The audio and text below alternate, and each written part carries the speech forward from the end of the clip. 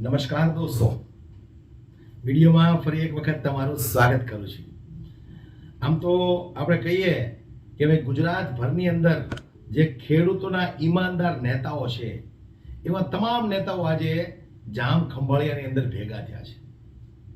એટલે તમે સમજી જ ગયા હશો કે ખેડૂત પ્રત્યે ઈમાનદાર નેતાઓ હાલમાં કયા પક્ષમાં છે, કઈ પાર્ટીમાં છે. ત્યારે જામ ખંભાળિયાની અંદર જબરજસ્ત સભાનું આયોજન કર્યું છે ને એ સભાની અંદર પરેશ ગોસ્વામી, રાજુભાઈ કરપડા, ઈશુદાન ગઢવી, ગોપાલભાઈ ઇટાલિયા, સાગરભાઈ રબારી તમામ નેતાઓ ઉપસ્થિત થયા છે. એક પછી એક નેતાઓએ જે જબરજસ્ત ભાષણ કર્યું છે ખેડૂતોના હિત માટે, ત્યારે આપણે સૌથી પહેલા દોસ્તો ગોપાલ ઇટાલિયાને સાંભળવા છે. જે રીતે ગોપાલ ઇટાલિયાએ વાત કરી કે બોલતા શીખો, અવાજ ઉઠાવતા તમે શીખો. જો તમે નહીં બોલો તો તમારી સામે હજારો પ્રશ્નો આવીને ઊભા રહેશે. આ ભ્રષ્ટાચારી, ઘમંડી, અભિમાની સરકાર એ જ તો ઈચ્છે છે કે દરેક ખેડૂત, દરેક નાગરિક પોતાનો અવાજ ઉઠાવી ન શકવો જોઈએ. પણ જ્યાં સુધી તમે તમારા હકની લડાઈ પોતે લડતા નહીં શીખો ત્યાં સુધી દોસ્તો તમારે કંઈક ને કંઈક તકલીફો આવતી જ રહેવાની છે. ખેર, જે વાત હોય તે ગોપાલ ઇટાલિયાએ ખૂબ વિસ્તારથી વાત સમજાવી છે. આવો સૌ સાથે મળીને ગોપાલ ઇટાલિયા શું બોલ્યા છે એ જરા આપણે સાંભળીએ. મારે પણ સાંભળવાનું છે, હું સાંભળી લઉં અને સાથે સાથે તમે પણ સાંભળો દોસ્તો. ખૂબ એટલે ખૂબ સરસ વાત કરી છે ગોપાલ ઇટાલિયાએ. સાંભળો શું બોલ્યા ગોપાલ ઇટાલિયા.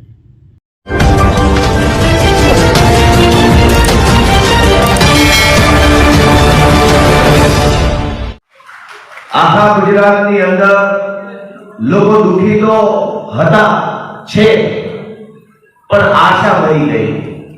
લોકોનો આત્મવિશ્વાસ ડગી ગયો, હિંમત પૂરી થઈ ગઈ.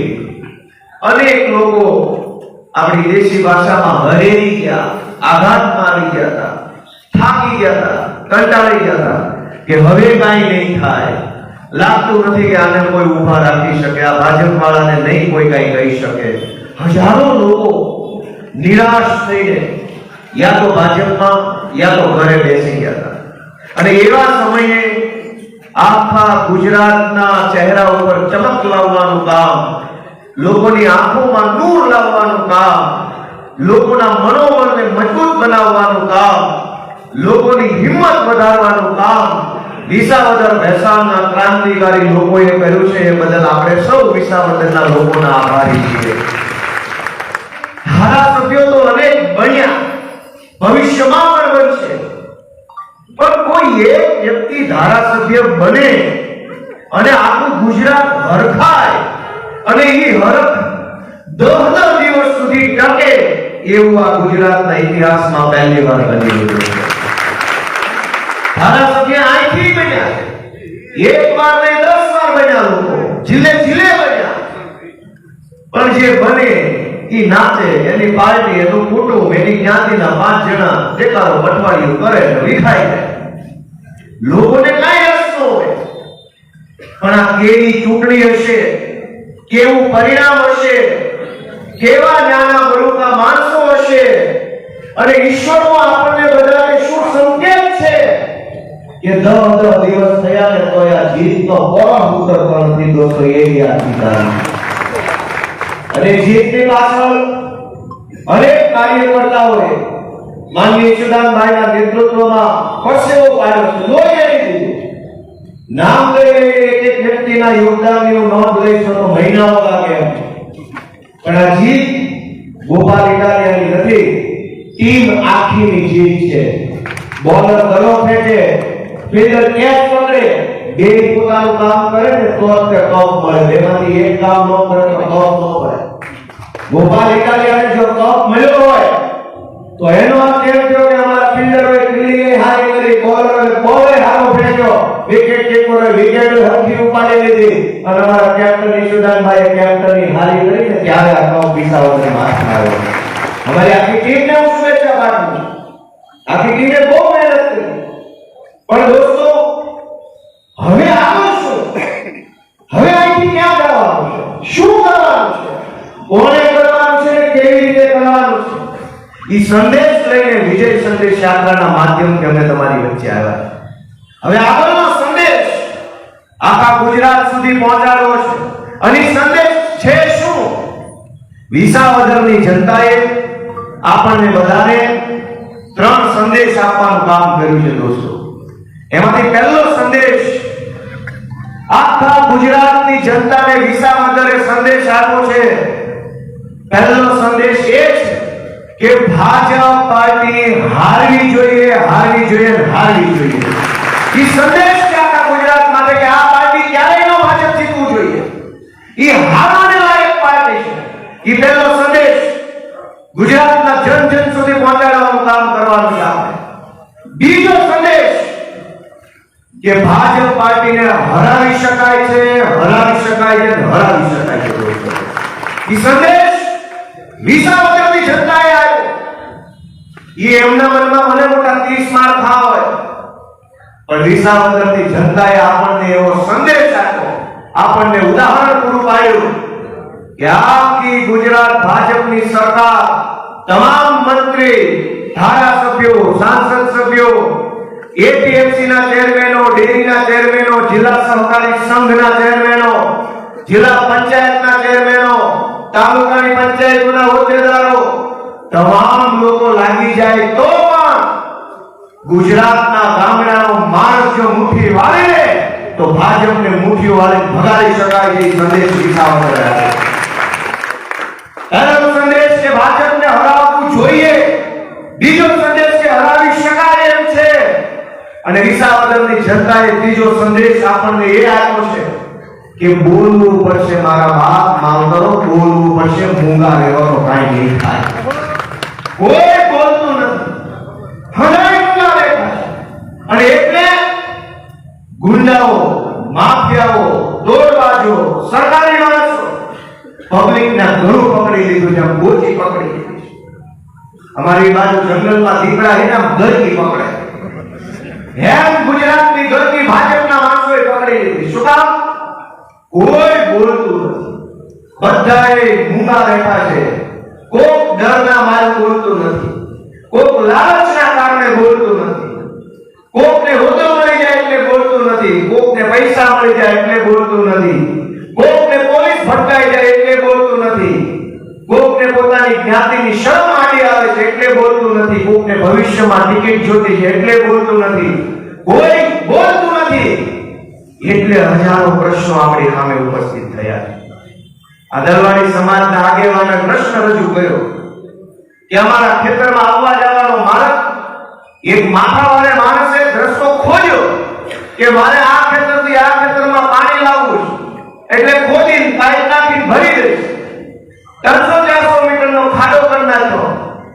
એક માણસે રસ્તો ખોદી નાખ્યો, પાઇપ નહોતી નાખવાની, પણ એ આખા રામપરા કે રામનગર ગામને આવવા જવાનો હલાણ બંધ કરવા માટે એક માણસે રસ્તો ખોદ્યો. એક માણસની એવડી મોટી હિંમત કે 50-100-150 પરિવારોને આવવા જવાનો રસ્તો રોકી લે. અને આખું સરકારી તંત્ર એક ગુંડા બદમાશ માણસની સામે લાચાર બનીને ઊભું રહે. આ તે કેવો ન્યાય, આ તે કેવું તંત્ર, અને આ તે કેવા લોકો જે આ બધું જોઈ રહ્યા છે. કોઈ કઈ બોલતું નથી. દોસ્તો, પ્રશ્ન ઉપર વાત કરવા બેસીએ ને તો 1000 પ્રશ્નો તો ખાલી દેવભૂમિ દ્વારકા જિલ્લાના હોય. પણ મારે એમ કહેવું છે કે આપણો મુખ્ય પ્રશ્ન છે શું અહીંયા મંગળી ડેમ કે સના ડેમ નથી બન્યો 20 વર્ષથી? એ પ્રશ્ન છે? ના ભાઈ ના, એ કઈ પ્રશ્ન જ નથી. આ વીરુભાઈ કંડોલિયાને એમ લાગે છે કે અહીંયા શિક્ષણનો બહુ મોટો પ્રશ્ન છે. ના ભાઈ ના, એ કઈ પ્રશ્ન નથી. અહીંયા રાજુભાઈ કરોડાને એમ લાગે છે કે પીવાના પાણીનો બહુ મોટો પ્રશ્ન છે. ના ભાઈ ના, એવું કઈ નથી. અહીંથી ઓલા વડીલો મળ્યા એમ કહે છે કે સરકારી તંત્ર અને પોલીસ તંત્રની બહુ દાદાગીરી છે. નાના માણસો, રિક્ષા ચલાવતા લોકો, સલાયામાં ને બંદર ઉપર બોટ ચલાવતા લોકો પાસેથી હપ્તા વસૂલે છે. એ બહુ મોટો પ્રશ્ન છે. ના ભાઈ ના, એ મોટો પ્રશ્ન નથી. ઘણાને એમ લાગે હેમંતભાઈએ વાત કરી કે આ રોડ ટૂંકા છે. એ બહુ મોટો પ્રશ્ન નથી. સૌથી મોટો પ્રશ્ન એ કે આટલી બધી ચૂંટણી હાર્યા પછી જ્યારે મત આપવા જઈએ ત્યારે બટન ઉપર આપણે જોઈએ છે અટક કે અમારી જ્ઞાતિનો કયો છે ને એનો દાવો. આપણને અહીંયા રોડ નથી દેખાતો, અટક ગોતીએ છે કે આ કંડોળિયા છે તો કઈ જ્ઞાતિનો હશે, ચૌહાણ કોણ હશે, હરપડા કોણ હશે, ઇટાલિયા કોણ હશે. આઝાદીના 75 વર્ષ થયા. દરેક ચૂંટણીમાં બધા ઓછા અંશે આપણે આપણી જ્ઞાતિના મત આપ્યા છે. ઈ પછી આ પીડા ઓછી થઈ. 75 વર્ષ સુધી આપણી નાતના માણસને મત આપ્યો, કોક મંત્રી બન્યું, કોક ધારાસભ્ય બન્યું, કોક જિલ્લા પંચાયતમાં ગયું. આપણી જ્ઞાતિનાને મત આપ્યા પછી જો આપણા પ્રશ્નો ઓછા થઈ જવાના હોત તો જે જ્ઞાતિનો મંત્રી છે એ જ્ઞાતિના ખેડૂતોને પૂરા ભાવ મળતા હોત. દોસ્તો, મારે એક દુઃખ સાથે કડવી વાત કહેવી છે. હું હાવ નાનો છું ઉંમરમાં. અહીં બેઠેલા બધા વડીલોની જિંદગી જેટલી ગઈ એનાથી અડધી તો મારી ઉંમર છે. પણ મારે એક કડવી વાત કહેવી છે. ભગવાન દ્વારકાધીશ અહીંયા બિરાજમાન છે, સમગ્ર સૃષ્ટિને સંદેશ આપે છે. ભગવાન શ્રી કૃષ્ણ પોતાના હગ્ગા મામાની સામે બાંધી શકે છે. ખોટું હોય, અનીતિ હોય, અન્યાય હોય, અત્યાચાર હોય તો કૃષ્ણ ભગવાન આપણને સંદેશ આપે છે હગો મામો હોય તો પાડી દેવાનો, ભૂકા કાઢી નાખવાનો. પણ કૃષ્ણના ગામમાં આપણે રહીએ અને ચૂંટણી આવે ત્યારે ગમે એવો ખરાબ માણસ હોય આપણી નાયકનો છે ઢાંકો એને મત આપે. એ ભગવાન શ્રી કૃષ્ણ આપણા બધાનો બાપ એમ સંદેશ આપે કે ખોટું હોય તો મામો હોય તો પેલો ઉપાડી લે. અને આપણે આ ગામમાં રહીએ, નબળો માણસ હોય તો ભલે હોય અમારી જ્ઞાતિનો છે, પોલીસ એને પકડે તો મોરચો કાઢવાનો અમારી જ્ઞાતિનો છે. ક્યાં ભગવાન દ્વારકાધીશનો સંદેશ અને ક્યાં આપણું જીવન દોસ્તો. ભગવાને બતાવેલા રસ્તા ઉપર નહીં હાલીએ ને તો દુનિયામાં જીવીએ ત્યાં કોઈ આપણા પ્રશ્નો ઓછા નહીં થાય. ભગવાને જે કીધું છે એ કરવાનું કે નબળો માણસ હોય એ ઉપર ન આવવો જોઈએ. આ ઈશુદાનભાઈ ગઢવી જેવો ભોળો માણસ, હું તો તોય જરા સમજો ને કે એટલો બધો ભોળો નથી. ઈશુદાનભાઈ તો હાવ ભોળા માણસ, એના વખાણ કરી મને કઈ ભારત રત્ન નથી મળવાનો. વાસ્તવિકતા તો એ છે ભગવાનના માણસ, માતાજીમાં અપાર શ્રદ્ધા ધરાવે, ગામડાનો સીધો સાધો ભોળો કેવો માણસ પણ પોતાની મહેનતથી, પોતાના સંઘર્ષ, પોતાની ધગશ છે લોકો માટે મારે કંઈક કરવું છે એટલે આગળ મહેનત કરી, અપમાન સહન કર્યા, માર ખાધો, મેળાપણા ખાધા, જેલમાં ગયા. અને એ પછી જે હું થયો ઈશુદાનભાઈને તક ન મળી, મને તક ન મળી. દોસ્તો, આપણે વિચારવાનું એ છે કે આપણા બધાની જે સમસ્યાઓ છે એ મોટી છે કે ચૂંટણીમાં મત આપવા જઈએ ત્યારે આપણી અટક મોટી છે. આપણો તૂટેલો રોડનો પ્રશ્ન મોટો છે કે આપણી અટક મોટી, આપણા દીકરા દીકરીઓનું ભણતર મોટું કે આપણી અટક મોટી, આપણા પરિવારમાંથી કોઈ ભાગો કે કોઈ માણી બીમાર પડે, સમયસર એને ઓક્સિજનનો બાટલો ન મળે અને ત્યારે આપણો આત્મા કપડે ત્યારે વિચારવાનું કે આ સુવિધા મોટી કે આપણી અટક મોટી. દોસ્તો, એ પ્રશ્ન નહીં વિચારી. ગમે એટલી પાર્ટી આવશે, ગમે એટલા નેતા આવશે, સમસ્યા ઓછી નથી થવાની. ગુજરાતને ભાજપે બાનમાં લીધું અને એ બાનમાં લેવા માટે એને હાથા બનાવ્યા છે આપણી નાતના આગેવાનો. આ વિસાવદરની ચૂંટણીમાં જેટલી જ્ઞાતિ છે એટલી જ્ઞાતિના આખા ગુજરાત ભરના નેતા ત્યાં આવી હાથ જોડતા હતા. આપણે બધા એક નાતનાથી બટન દાબો. વિસાવદર વાળા માટે આપણે શીખવું પડશે કે બધા નેતા આવ્યા, જ્ઞાતિ પ્રમાણે નેતાઓ આવ્યા ભાજપના. જે જે જ્ઞાતિ વિસાવદરમાં રહે છે એ તમામ જ્ઞાતિના ગુજરાત ભરના માણસોને ભાજપે વિસાવદરમાં મોકલ્યા અને પ્રચારમાં જાહેર પ્રચાર નહીં, સૌ નેતાએ પોતાની જ્ઞાતિના ઘરે જવાનું, હોહલાવાનું, લલચાવાનું, શરમાવાનું, ભીડમાં લેવાનું અને પછી કહેવાનું ભાજપને મત આપો. પણ વિસાવદરનું માણા જેવું કેવું બોલવું છે. જેટલા આવ્યા એનું સ્વાગત કર્યું, ઘરે લઈ ગયા, ચા પીવડાવી અને કીધું કાંઈ વાંધો નહીં, મત ગોપાલભાઈ દેવું, બીજી વાર ચા પીવડાવી. ઈ વાતમાં નો આવ્યા. કહેવાતા જ્ઞાતિના આગેવાનોની વાતમાં એક માણસ નો આવ્યો. ત્યારે આજે એનો જય જયકાર આખા ગુજરાતમાં થઈ ગયો દોસ્તો. પોતાની જ્ઞાતિનો નેતા આવે, ખોડાવે, ખોટા માણસને, નબળા માણસને, ખોટી પાર્ટીને મત આપવાનું કે અને એની સામે ટાઈટ તાકાતથી ઉભો રહે એ જ અસલ કાઠિયાવાડી ખેડૂત માણસ કહી શકાય. પોતાના મુદ્દા પર મત આપતા આપણે બધા વિચારવું પડશે. વિસાવદરની જનતાએ પાર્ટી જોઈ નહીં, માણસ જોઈ બટન દાબવાનું કામ કર્યું. એ વાતનો હરખ તમારા ચહેરા ઉપર છે. પાર્ટી જોઈ બટન દાબવું તો કઈ પાર્ટી ના આપે? માણસ જોયો, કામનો કોણ છે, બોલેલો કોણ છે, કોણ આપણા માટે લડી શકશે, કોણ અવાજ ઉઠાવી શકશે, એ વિચારવાનું આપણે છે દોસ્તો. ચૂંટણીઓ પર ચૂંટણીઓ આવે છે, અનેક ચૂંટણીઓ આવે છે અને આપણી પીડાઓ ઘટવાના બદલે વધતી જાય છે. તમે જુઓ, દિલ પર હાથ રાખીને બધાય વિચારે અને આ વાત કઈ સામે બેઠા એટલા પૂરતી નથી. આ કેમેરાની પાછળ હજારો લોકો મારી વાત સાંભળતા હશે. એને વિનંતી કે કયા ગુજરાતમાં આપણે રહીએ છીએ જ્યાં ભગવાન દ્વારકાધીશ બિરાજમાન હોય, સોમનાથમાં ભગવાન મહાદેવ સાક્ષાત બિરાજમાન હોય, અહીંના પોરબંદરમાં જન્મેલા પૂજ્ય ગાંધી બાપુએ આખી દુનિયાને રસ્તો બતાવ્યો અને આપણા ગુજરાતમાં રસ્તો જ નથી ખાડા.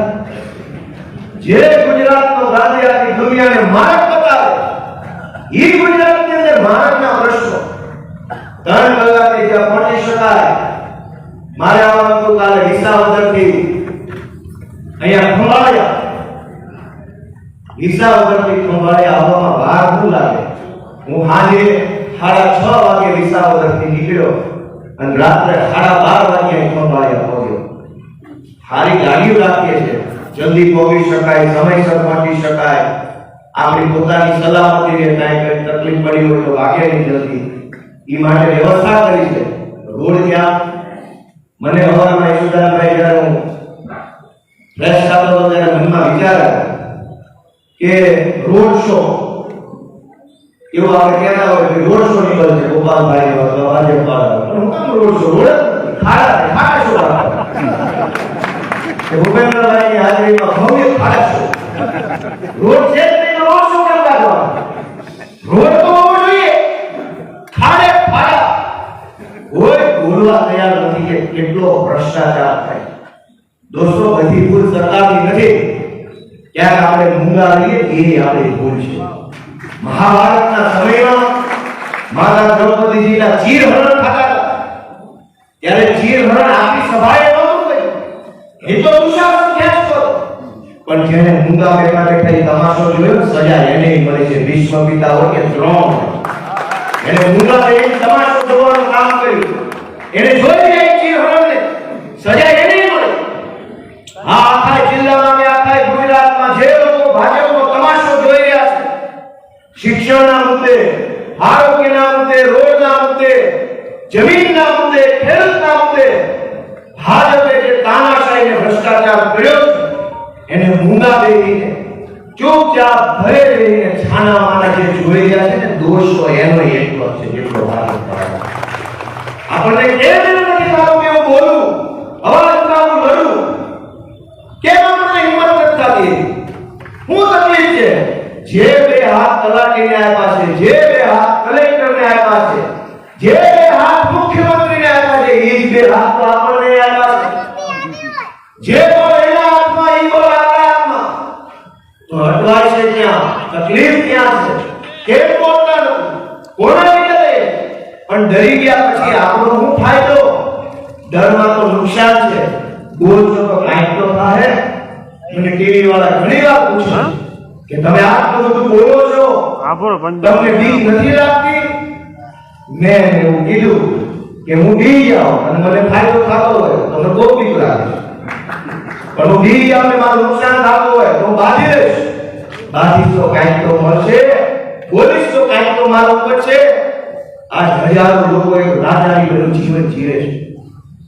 એક સામાન્ય સરકારી મકાન બનાવવાની યોજના હોય, આવાસ યોજના, એનો લાભ ગામના ગરીબ માણસને ન મળે તો ગામનો માથાભારે માણસ હોય, ભાજપનો માણસ હોય, એને એકની એક યોજનાનો વ્યવહાર લાભ મળે. ગામનો ગરીબ માણસ હોય એક નામ પ્રગટ જોયા કરે કે આખા ગામમાં માથાભારે માણસોને બધું મળે છે અને અમને કાંઈ મળતું નથી. અને છતાંય એ લાચારી ભર્યું જીવન જીવવું પડે. ગામડાની અંદર દોસ્તો અનેક ગામમાં પ્રશ્ન કહેતાય આપણને શરમ આવે. હું વિસાવદરમાં ફર્યો, ગુજરાતના અનેક ગામડામાં ફરું છું.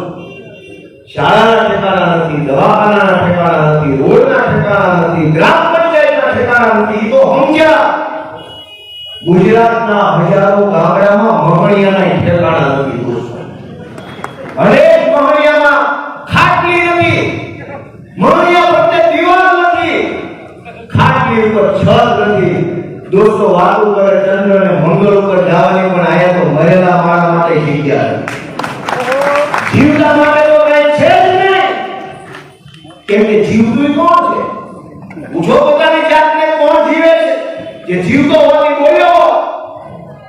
જીવતા માણસ સ્કૂલ નથી, દવાખાના નથી, રોડ નથી, બસ નથી, સ્ટાફ નથી, તલાટી નથી, કામ નથી, એફઆઈઆર નથી. પણ એ વ્યવસ્થા તો જીવતા માણસ માટે બનાવેલી છે. કોણ જીવે છે ગુજરાતમાં? પૂછે પોતાની જાતને. અને જે જીવતો હોય એ હામો થાય, જે જીવતો હોય એ ત્રાળ પાડે, જીવતો હોય એ અવાજ ઉઠાવે, જીવતો હોય એ ડોકું કપાઈ નાખે, બાકી ડોકું નમાવે નહીં. એને જીવતો માણસ કહેવાય. પણ સુવિધા નથી. જીવતાની તો મૂકો, મરેલા માણસ માટે મહણિયા નથી. હવે ક્યાં વાત કરવા? કોને ફરિયાદ કરવાની? આપણે બધાએ આપણી જ્ઞાતિના મત આપ્યો, પછી આપણી જ્ઞાતિનો એક ભાગો મરી જાય એટલે ફરલાવા ક્યાં જવાનું? આ ચોમાસામાં વરસાદ વરસતો હોય, અનેક ગામ એવા વાટે રહેવું પડે, ચાલુ વરસાદે ક્યાં દીધા પડશે? મારી વાત સાચી હોય તો નાભીમાંથી આ પાડો નકર ના પાડો. સાચી વાત છે ખોટી? આપણે એમ કહીએ કે આ પ્રશ્ન છે, ઓલો પ્રશ્ન છે, આ બનતું નથી, આમ થઈ ગયું. 10 કિલો કાગળિયાના થપ્પા લઈ મલક કર્યા કરે. જેના ઘરે જાઓ એના ઘરે એટલા તો કાગળિયા છે. કોકને જમીનના, કોકને મકાનના, કોકને રોડના, કોકને પોલીસ સ્ટેશનના, કોકને વન વિભાગના, કોકને વીજળીવાળાના. હશે કે નહીં હોય? પૂછ્યા થઈ ગયા, હાલો ભાઈ બોર્ડ બોલ કરી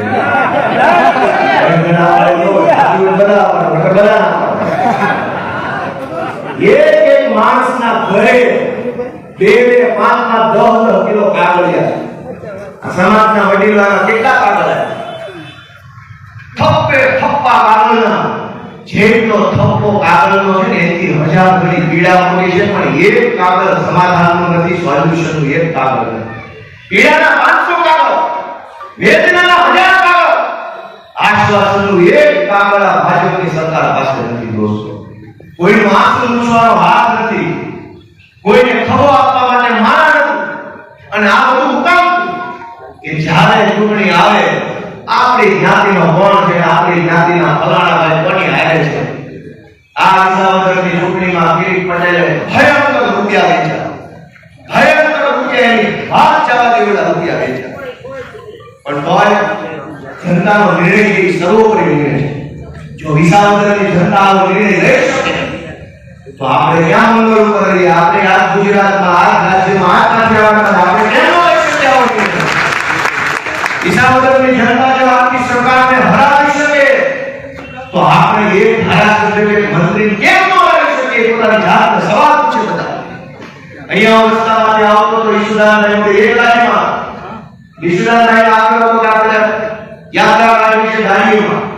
રસ્તામાં અહીંયા ગટરનું પાણી ભરેલા હતું, 500 મીટર સુધી બધી બાજુ હેઠળ પગમાં મુકાયો. મેં કીધું ઈશુદાન આમાં ક્યાં કોશો કાઢશો? અહીંયા જ આપણે આગળ મેં કીધું ઈશુદાન હું છે અહીંયા થોડો રોશો કઢાય, રોડ નથી, અહીંયા તો પાણી શો કાઢો.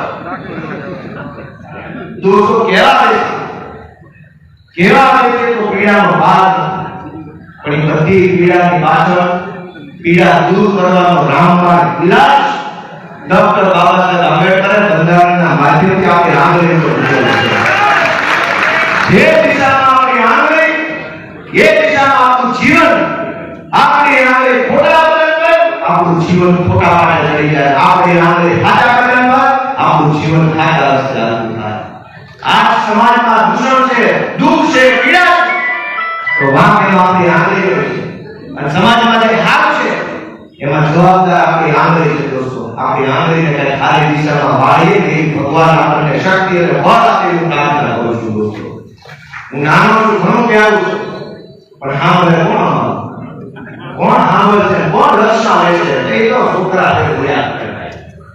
પણ અમને એટલી વેદના છે કે ગુજરાત જાગશે ત્યારે. લોકો ક્યારે વિચારે ગોપાલ ઇટાલિયા કે ઈશુદાસ ગઢવી જરાય પણ સમજવાના નથી. કઈ એના આધારે દેશ નથી, દેશ તમારા આધારે છે. તમે નહીં લાગો તો ગોપાલ ઈશુદાસ જેટલું કામ કરે છે, ભગવાને જે બળ અને શક્તિ આપે એટલું કામ કરે છે. કાલે ભગવાન થઈ ગયા પણ શું થાય આપણા બધા કે આપણે વિચારવાનું દોસ્તો. સમયસર ખાતર ન મળે, ખાતર અને પરાણે નેણો આપે, ગરીબને આવાસ યોજનાનો લાભ ન મળે, નાના માણસના ઘરે તો સરકારી આવકનો દાખલો આવવામાં વાર લાગે. માથા ભારે માણસ તો સબસિડી વાળું તગારું તો એના ઘરે તો તગારું સબસિડી મળે, એના ઘરે પાવર સબસિડી વાળો, ભેંસના માંગમાં ઓલું સ્ટીકર મળે એને સબસિડી વાળું વિસ્તાર કરાવેલું. માથા ભારે માણસ, ભાજપનો માણસ સબસિડી માં કઈ લેમ્પ લાગી કે આખું ઘર સબસિડી વાળું હોય. ગરીબના ઘરે નળીઓ આઝાદીના 75 વર્ષ થઈ ગયા અને આ દેશમાં ગુજરાતમાં ભાજપની સરકાર બનીને 35 વર્ષ થઈ ગયા. તમારા મારા ઘરનું નળીઓ તો બદલાવ તો આપણી મહેનતથી બદલાવ નથી બદલાવ તો એનો દોષ ભાજપની સરકાર ઉપર છે. ગરીબોએ મહેનત કરવામાં હું બાકી રહે અને આ સરકારી તંત્ર ચાહે પોલીસ હોય કે મામલતદાર હોય કે ટીડીઓ હોય ક્યારે હોય ACF, DCF, DDO, deputy DDO, collector, પ્રાંત, ઓહો ખટારો લાયેલા અધિકારીઓ. તો વાત એ છે કે જ્યાં સુધી તમે તમારો અવાજ નહીં ઉઠાવો ત્યાં સુધી આ સરકાર તમને દબાવતી રહેશે. એટલે તમારે બોલતા શીખવું પડશે, અવાજ ઉઠાવતા શીખવો પડશે આ ભ્રષ્ટાચારી સરકાર સામે. ખેડૂતો પોતાના હકનું પણ નથી લઈ શકતા. ઘણા બધા એવા પ્રશ્નો છે ખેડૂતોને લઈને કે આપણે વાત કરવા બેસીએ તો બુકોની બુકો ભરાઈ જાય. એટલે ખેડૂતોને મારે વિનંતી કરું છું કે તમારા પ્રશ્નોને વાચા આપવા માટે આમ આદમી પાર્ટીના ઈમાનદાર નેતાઓ તો છે જ, પરંતુ તમે જો હિંમત કરી આગળ વધીને અવાજ ઉઠાવશો તો આ નેતાઓની હિંમત ડબલ થશે અને ભ્રષ્ટાચાર સરકાર સામે અવાજ ઉઠાવવામાં પણ નહીં ડરે.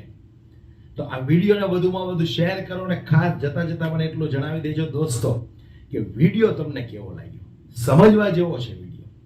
પસંદ આવ્યો હોય તો લાઈક કરવાનું ભૂલશો નહીં. જય હિન્દ.